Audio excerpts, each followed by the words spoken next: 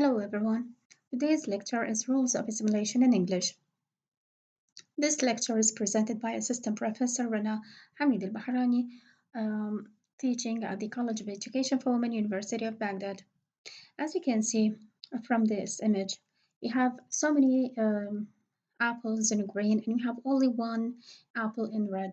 So we are coloring that lowly red apple in green to make it similar to the rest. Okay, so the rules of assimilation as a concept means what? It means is the influence of a sound on a neighboring sound so that the two become similar or the same. That's why we are painting that lowly red color in green to make it similar, okay, to the rest of the sounds, to the neighboring apples, to the neighboring sounds, okay, etc. So it is the influence by assimilation. It means the influence of a sound on a neighboring sound so that the two become similar or the same. It is usually used by native speakers when speaking fast. It also can be partial or total. So in this presentation, we have to know the definition of assimilation. Okay, we also have to know why do we use this process. As it's mentioned, this process helps native speakers sounds smooth and natural. Okay, and we have also different types of assimilation as well. We are going to learn them. Some of the, let's say, one of the type is partial, the other one is total. So let's go to the details of this rule. So as far as Unit 1 is concerned, we have rules of te and de assimilation. The first rule talks about or reads a word ends in te or de and followed by a word that starts with pe or be. In this case, the te or de will be changed into bilabial plosives so that the following words starts with private balcony, private balcony. I don't say private balcony. No, I say private balcony. Proud parents, proud parents. Okay, proud parents. Add bonus, add bonus. Wipe wipe piece of paper. Okay, grape park, grape park. So the te is no more pronounced as te. Okay, I like splippy, splip pea. Okay, I like splippy of pea soup. Wipe pepper, wipe pepper. My maid picked us, my maid picked us. I hate potato, I hate potato. Split personality, split personality. So, as you can see, the first word ends in te, while the second one starts with be. Okay, and we have this here white pepper. The first word ends in te. Do not look at the letter. We have to follow the sounds. Okay, wipe, wipe. So the first one ends in te, and the second one starts with pe. That's why we are gonna change the te sound into pe, pe. So it will be white pepper, white pepper. I hate potato. Split personality. Okay, so I make it similar so that the pronunciation of te will be easier and smoother. This is rule number 1. We go to rule number 2. A word ends in te or de and followed by a word that starts with ke or ge. In this case, the te or de will be changed into velar plosives that the following word starts with. Look at the following examples. Here we have bag girl, bag girl. Okay, we have de, so we are gonna change the de sound into ge because it's voiced. Bad girl. We had we had guessed red red carpet, red carpet. Geck Get. Now we have ke because we have te. Get cold, get cold. No shortcut, no shortcut. Cuckard, cuck, cuckard. Cook, cook, cook, cook, cook. A hard copy, a hard copy. Credit card, credit, credit card. Do it quickly. Sweet card, sweet card. So as you can see, we do not pronounce the J sound or the T sound, but we change the D into G and the T into K. Okay, so that they have almost similar, if not 100% the same, but they have what similar place of articulation. We go to rule number 3. A word ends in T and followed by a word that starts with Y. In this case, the T will be changed into Che. Okay, so let's look at these one of these examples. Have you got what you want? Have you got what you want? Here we have what, this word what, okay, ends in T. And the second one, the following one, yeah, you, what you want. So we have T plus yeah. We will pronounce it as what? Che. Can I get you anything? Can I get you anything? Nice to meet you. These jackets suit you. Suit you. Don't you? Don't you want? Don't you want? I bet your boss don't you know? I bet your boss don't know. Okay.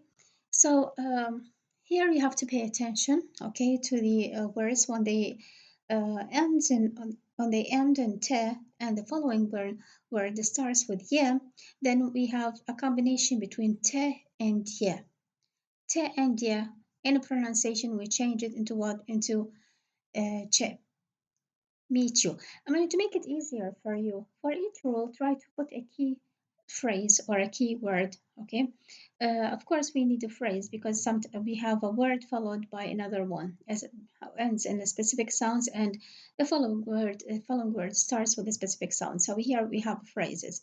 Okay. So we put a key phrase for each rule to remember or recall the rule quickly. What else? We have rule number 4. A word ends in de and followed by a word that starts with ye. In this case, the de will be changed into je.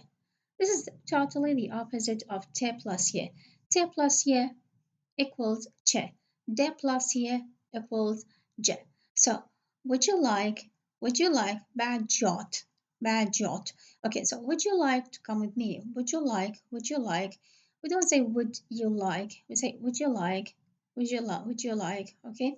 So try to remember this phrase as far as this rule is concerned.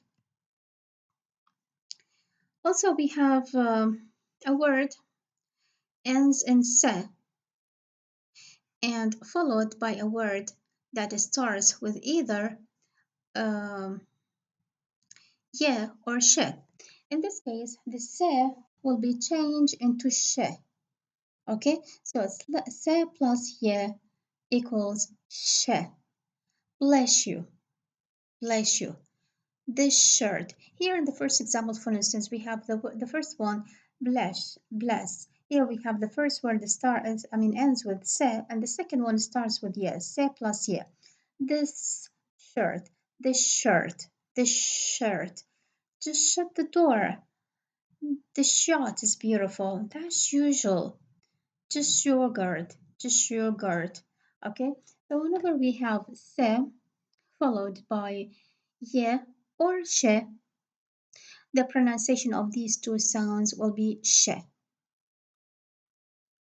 Now, rule number 6, a word ends in ze, okay, and followed by a word that starts with either je, ye or je. In this case, the z sound will be changed into she, into je. Raise your, raise your. Here we have raise, raise, z, Z. Do not look at the letter as I told you because here we deal with sounds. So here we have raise because the word alone raise Z plus here it will be raise your glass. Raise your glass. Okay. So here we have Z followed by Y or J. So the resultant sound will be J. What else? Also, we have rule number 7, okay, which is the last rule as far as this book is concerned. We have a word ends in ne and followed by a word that starts with p, b, w, me, which means bilabial sounds. In this case, the ne will be changed into the me, okay? Ne will be changed into me. Here we have Green Park, okay? So here the change is what? Is not total.